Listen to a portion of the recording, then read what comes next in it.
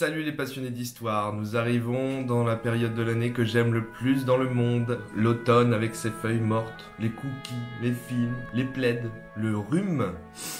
Donc pour lancer cette période d'histoire flippante, car Halloween n'est plus très loin, que pensez-vous d'une petite malédiction? Un nombre de morts conséquent, une découverte archéologique majeure, des explorations de tombeaux, un pharaon, un oiseau et un serpent. Prenez votre chapeau d'explorateur, votre fouet, nous partons pour l'Égypte.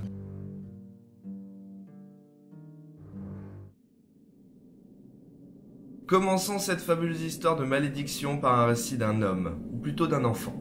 Nous sommes en 1137 avant Jésus-Christ en Égypte. Le roi Akhenaton, 10e pharaon du nouvel empire égyptien, va mal, ses jours sont comptés. Le pharaon décède. Shmekner, Shmekta.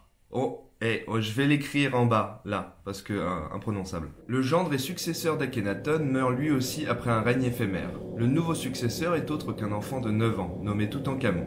Notre petit roi doit gérer la mort de son père, la gestion d'un énorme empire et des royaumes voisins qui veulent tout simplement sa mort. Un début en fanfare pour notre petit Toutankhamon.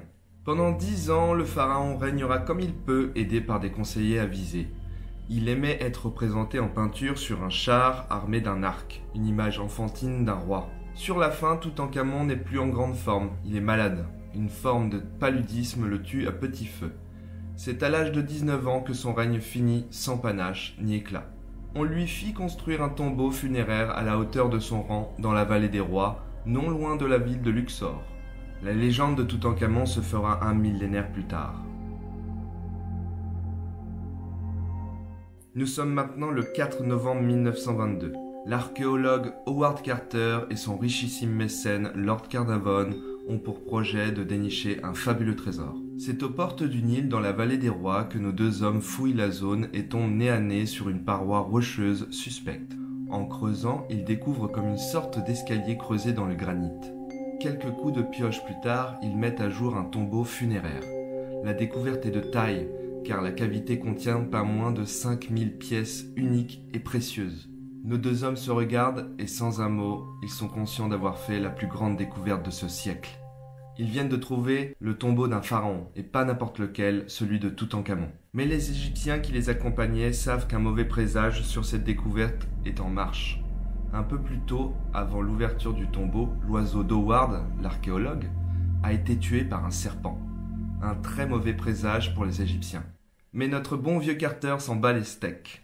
Il décide quand même d'ouvrir le tombeau. Impressionné par la beauté du masque en or massif du pharaon, Carter n'a pu s'empêcher de retirer le masque de la momie qui se désintègre en plusieurs dizaines de morceaux sur le coup. Carter ne le sait pas encore, mais il vient de sceller son destin et de celui de tous ses petits compagnons. La dépouille du pharaon vient d'être profanée. 4 mois et 7 jours après l'ouverture de la tombe, à l'âge de 56 ans, notre bon vieux Lord Carnarvon, le financier, décède d'une septicémie.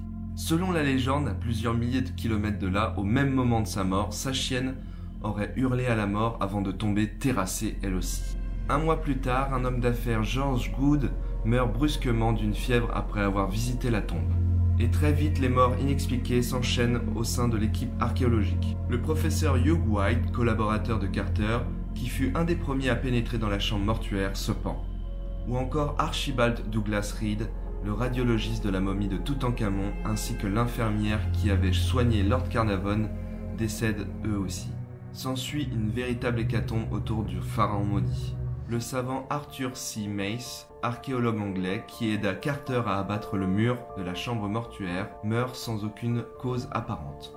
Fait hyper troublant, même des spécialistes qui n'ont pas franchi la porte du tombeau, mais qui sont en relation avec cette découverte, passent l'arme à gauche. Mohamed Merhi, directeur du département des antiquités égyptiennes au musée du Caire, décède subitement d'une hémorragie cérébrale, après avoir signé l'accord de sortie du trésor de Toutankhamon pour l'exposition au Petit Palais de Paris.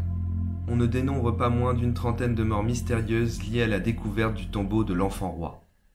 Le seul qui réchappe finalement à l'hécatombe est Carter, l'archéologue en chef, qui meurt lui aussi d'une septicémie, mais bien plus tard, à l'âge de 64 ans. Est-ce que la malédiction voulait que Carter voie tous ses proches et ses collaborateurs mourir les uns après les autres? La malédiction aurait-elle pu être évitée? Le jour de la découverte du tombeau, Carter et son équipe ont bravé l'avertissement des pharaons. En effet, à l'entrée du tombeau, sur une plaque en pierre gravée de l'époque, était inscrit. C'est un homme vieux qui a écrit ça, donc il faut le... Je vous le joue un peu. La mort touchera de ses ailes quiconque troublera la paix du pharaon. Cette fameuse tablette n'a jamais été retrouvée. A-t-elle été perdue ou n'a-t-elle jamais vraiment existé? En tout cas, cette tablette a bien servi cette malédiction. Les médias du monde entier se sont emparés de cette histoire, l'ont modifiée souvent à leur sauce. L'équipe archéologique serait morte de causes surnaturelles suite à la malédiction de la momie. Évidemment, côté scientifique, on rit à gorge déployée dès qu'on dit surnaturel, malédiction. Certains scientifiques vont essayer de trouver une cause rationnelle aux morts mystérieuses. Parmi les théories scientifiques, un virus présent dans ce tombeau depuis plus de 3000 ans. Mais cette hypothèse est peu probable, puisque les virus pathogènes pour l'homme ne peuvent survivre que dans des milieux vivants et non dans les chairs mortes. Une autre cause possible serait un champignon. Les substances organiques, fruits ou légumes présents dans la tombe, censés servir de nourriture au pharaon dans l'au-delà, en se décomposant auraient formé de la moisissure qui se serait transformée en particules de poussière fortement allergènes. Irritante pour les poumons, elle serait à l'origine des pneumonies aiguës touchant une partie de l'équipe archéologique. Autre hypothèse, peut-être un peu plus farfelue. L'huile d'amande douce utilisée pour embaumer la momie s'est transformée en cyanure. Il y avait une théorie scientifique qui disait aussi que la mortalité moyenne de l'époque ne dépassait pas 50 ans, et que toute l'équipe archéologique et scientifique est morte à peu près à cet âge-là. Une chose est sûre, cette légende inspire la crainte autant qu'elle fascine. Donc je ne sais pas pour vous si vous êtes plutôt du côté scientifique et vous pensez à la science, ou vous êtes un peu plus côté superstition et magie. Donc cette vidéo se finit ici, j'espère que ce genre de format vous plaît.